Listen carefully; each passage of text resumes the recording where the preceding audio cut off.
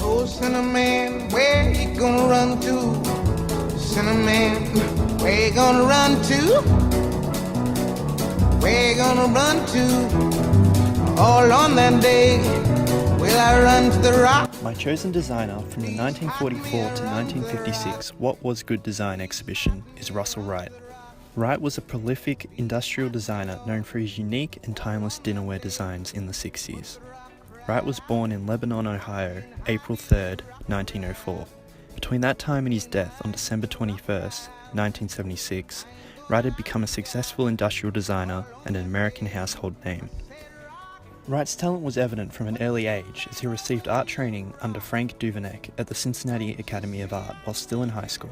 Russel Wright initially followed his family's tradition of studying for a legal career at Princeton University. However, he still continued following his passion of art and design. He became a member of the Princeton Triangle Club, which was a theatre troupe at Princeton University founded in 1891, making it the oldest touring collegiate musical comedy troupe in the United States. The club is known for its tradition of featuring an all-male kickline in drag. In the spring of 1922, Triangle staged George Bernard Shaw's The Devil's Disciple.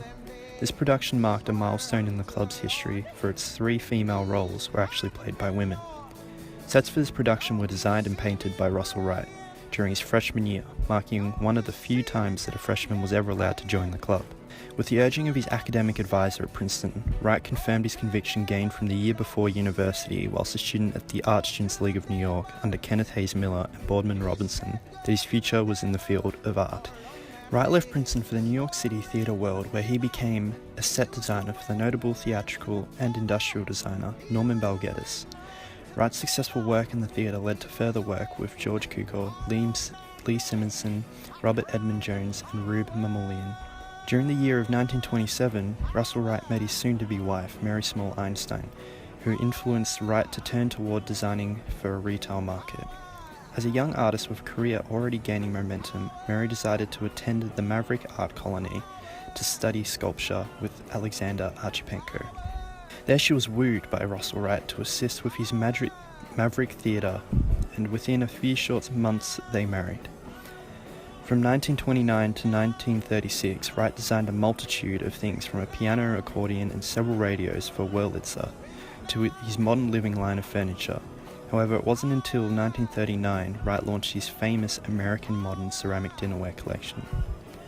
Between 1939 and 1959, 250 million pieces of Russel Wright's American Modern Dinnerware were sold, making it the best-selling service set of all time. And yet there's a good chance most people today haven't heard of it. A precursor to the mid-century modernism, Wright's American Modern collection heralded in a new era of industrial design, relying on mass production to create affordable housewares for America's growing middle class. As a designer, Wright considered the table to be the center of the home and designed housewares accordingly, all with the goal of facilitating easy, carefree living. Marked by curving silhouettes and earthy colors, his designs are sophisticated but not dull and uninspired, lacking in ornamental details and made to be mixed and matched among other colors. Today the collection is produced by Bauer Pottery, the company for which Wright designed after World War II, and maintains the muted, versatile hues that have been emblematic of modernist aesthetics: seafoam, coral, chartreuse, and granite grey. In 1942, Wright and his wife purchased a 75-acre abandoned quarry and logging site in Garrison, New York, which would become known as Dragon Rock, Russel Wright's personal studio and retreat that he designed. Wright designed the house with expansive walls of glass, offering dramatic views of the waterfall and surrounding landscape. The design recalls Japanese temple architecture and an Asian sensibility in handcrafted details and their deference to nature. Inside Dragon Rock, Wright intertwined nature and design through elements that included a staircase crafted from boulders, tree limbs used as uprights, and natural elements incorporated into wall coverings and other surfaces. The property, which is also called Manitoga, includes 4 miles of walking trails that Wright designed with numerous plantings. From 2001 to 2004, the studio underwent extensive restoration. It opened to the public in 2004, nearly restored to its 1963 appearance, and includes Wright's recreated white Formica desk, his Herman Miller relax chair, collectibles from his travels, an ashtray, and a signature pack of Salem cigarettes. Wright's American Modern collection was featured in the What Was Good Design exhibition at the Museum of Modern Art from 1944 to 1956, which was made to boost Americans' identity and the economy. Edgar Kaufman Jr. coined the term good design to promote everyday objects that economically combine beauty and function, aligned with the precepts of the modern movement. Back in the late 1970s, designer Dieter Rams was becoming increasingly concerned by the state of the world around him, an impenetrable confusion of forms, colours and noises. Aware that he was a significant contributor to that world, he asked himself an important question: is my design good design? His answer is expressed in his 10 principles for good design. As a designer, a part of the What Was Good Design exhibition, Russel Wright was able to meet his vision of what is good design and adhere to Dieter Rams's principles in several ways. According to Dieter Rams, good design makes a product useful. A product is bought to be used. It has to satisfy certain criteria, not only functional but also psychological and aesthetic. Good design emphasizes the usefulness of a product whilst disregarding anything that could possibly distract from it. Wright designed American Modern to not only be visually pleasing but also useful. Every item in the collection has a purpose, and the product is able to meet the purpose in the needs of the consumer. Good design makes a product understandable.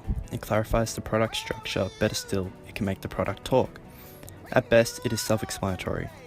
Wright designed the dinnerware pieces with organic-like forms. He slightly exaggerated pieces such as the handle on the ceramic creamer to make it more useful and self-explanatory for use in everyday life. Good design is also honest. It does not make a product more innovative, more powerful, or valuable than it really is. It does not attempt to manipulate the consumer with promises that cannot be kept. With Wright's designs, what you see is what you get. The products and the materials are instantly recognizable. The products are also affordable, opening an area of good design to be available to the general middle class, in comparison to past design that was meant to be for the rich or to be a luxury. Good design is long-lasting. It avoids being fashionable and therefore never appears antiquated, unlike fashionable design. It lasts many years, even in today's throwaway society. A key identifier of good design is that it's timeless and never seems outdated, as it doesn't adhere to popular design at the time. Wright's American Modern set is timeless and is still being sold today by Bauer Pottery. Wright used ceramics because it is a durable material and is made to be stacked compactly, taking up less space, being more practical. The product's simple shapes are intended to make washing and drying a quicker process, and the rounded and raised edges are designed to reduce breakage. Good design is as little design as possible, less but better, because it concentrates on the essential aspects and the products are not burdened with non-essentials. Back to purity, back to simplicity. By using simple shapes and earthy colours, Wright maintained a simple design. Using ceramic the way he did allowed pieces to be timeless. Being designed 78 years ago, they are still considered as good design and are used in styles today. I hope to continue producing designs like Wright by producing designs that speak for themselves and are kept honest without unnecessary features. However, as a communication designer, this is more difficult to uphold, as we are usually bound to a client's needs, sometimes restricting our own freedom to design. I respect good design and wish to incorporate the principles of Wright's designs into some of my own in the future, to create honest and understandable designs.